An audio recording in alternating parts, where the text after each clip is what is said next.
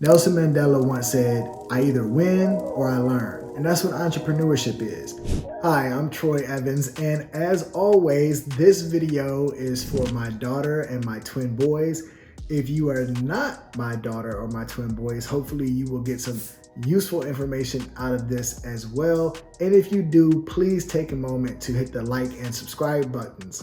So today we're going to be talking about the first 5 things you should do when you start a business. Now, for the purposes of this video, I'm going to say that it's the first 5 things you should do when you start a business in the United States. I do believe that many of these steps will apply anywhere in the world, but some of them will be specific to the United States.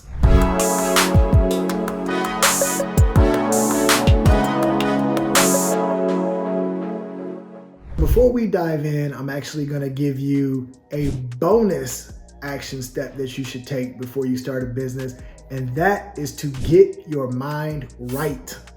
Because starting a business and being an entrepreneur is going to be one of the hardest things you've ever had to do. I've been an entrepreneur for several years, and I've had both successes and failures, and without a doubt, it's one of the hardest things I've ever done. It requires you to do the same thing over and over again without any proof that your actions will actually lead to success. Sometimes you have a lot of doubt, you wonder if you're crazy or not, but you have to stick with it because entrepreneurship and starting a business only pays off if you stick with it. It does not reward short-run attempts at success. You have to do it over the long term. The other thing that makes being an entrepreneur extremely difficult is that it's lonely. You're going to be doing it by yourself most of the time, and you're not going to have the support of your friends or family. In fact, they're often going to encourage you to get a job and not believe in your vision, and that's okay. It's just par for the course of being an entrepreneur, and you have to be able to stick it out and ignore the naysayers. So that's one of the things that requires you to get your mind right before you even dive into the world of entrepreneurship. Nelson Mandela once said, "I either win or I learn." And that's what entrepreneurship is. If you're not having success in the beginning, it's because you are learning how to become successful. So you're only going to be a failure if you quit. So before you dive into entrepreneurship, get your mind right. So now that you've got your mind right, the next thing you should do is determine if you have a viable business model. And that just means, do you have the ability to actually make money with the business you're thinking about starting? You don't want to start a business where you're selling your time for your money. In my opinion, that's a bad plan.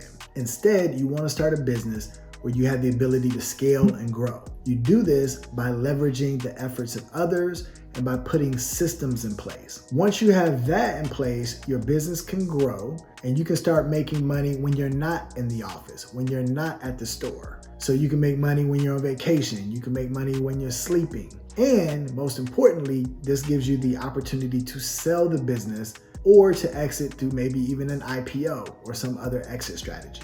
But those are the types of businesses you want to start, and you determine if you can start those businesses by proving that you have a viable business model. But in short, you want to make some assumptions and ask some good educated questions. What are you selling? What price point will you sell it at? Who are you targeting for a customer? How many customers will you have? Once you determine all of your revenue, resources, and all of your customers that you think you'll have through projections, you multiply that out to determine either an annual or monthly revenue amount. Then you start to focus on the expense side of the equation. How much will it cost you to make or buy the products you're selling? How much will it cost you to market the products? How much will you have in overhead like supplies, travel, utilities, any other expenses that you might think you will have? After you figure out your revenue, you subtract your expenses, and what you have left over is profit, at least before taxes. If you have profit that is consistent and reliable with realistic projections over the course of a year, then you probably have a viable business model. Spend the most time trying to figure out this step in the process. Do you have a viable business model? Spend weeks working on projections. If you need to, don't skip this step in the process. Determining if you have a viable business model is probably the most important step in the 5-step process. If you need help with your financial projections, and if you have a viable business model, I will create another video on how to create accurate financial projections. Now, once you figure out that you have a viable business model, the next thing you should do is think of a name.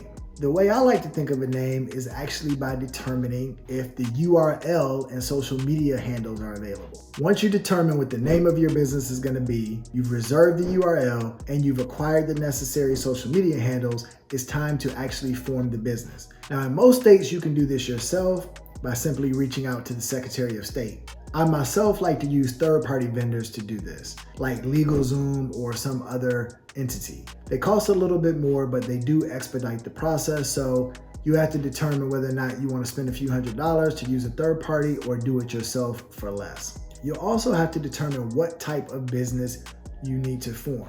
I'm not an accountant or an attorney, and this is not financial or legal advice, so always reach out to a professional. However, you'll have the option to choose between a sole proprietorship, a partnership, an LLC, an S corporation, or a C corporation. And I normally choose an LLC, which is a limited liability company, because it is the best situation for my circumstance. Once you've gone ahead and formed the business, it's time to reach out to the IRS and request an EIN number, which is an employee identification number. It's just like your social security number, except it's for your business, and it allows you to do the next most important step, which is set up a bank account. Now, you're not in business unless you have the ability to receive payments from customers. That's what makes you in business. The minute you can actually take a payment from a customer, you are now in business. And in order to do that, you need to have a bank account, and most likely a credit card processing system. And you can't get either one if you haven't formed your business structure and obtained an EIN. Once you set up your bank and credit card processing, you're almost home, because the last step is setting up your website. Now, a lot of people want to go all out when they set up the website, and it really just depends on what type of budget you have. But I always aim for setting up what's called an MVP, or minimal viable product website, which is the bare bones structure that will allow a customer to see information on my company and do a business transaction with me. Once they can do that, we can grow and scale the website as the customers come in. Now, if you started your journey already capitalized because maybe you saved money, then you're ready to go and start getting customers. If you don't have savings and you actually need to raise money, now is the time to do so, because you have a website that can be presented to investors.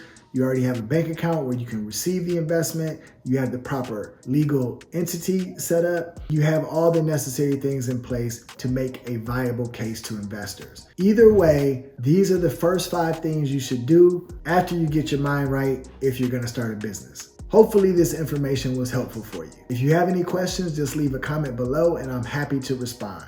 Entrepreneurship and business ownership is one of the things I'm most passionate about. If you enjoyed the video, please take a moment to like the video and subscribe, and I look forward to seeing you in the next video.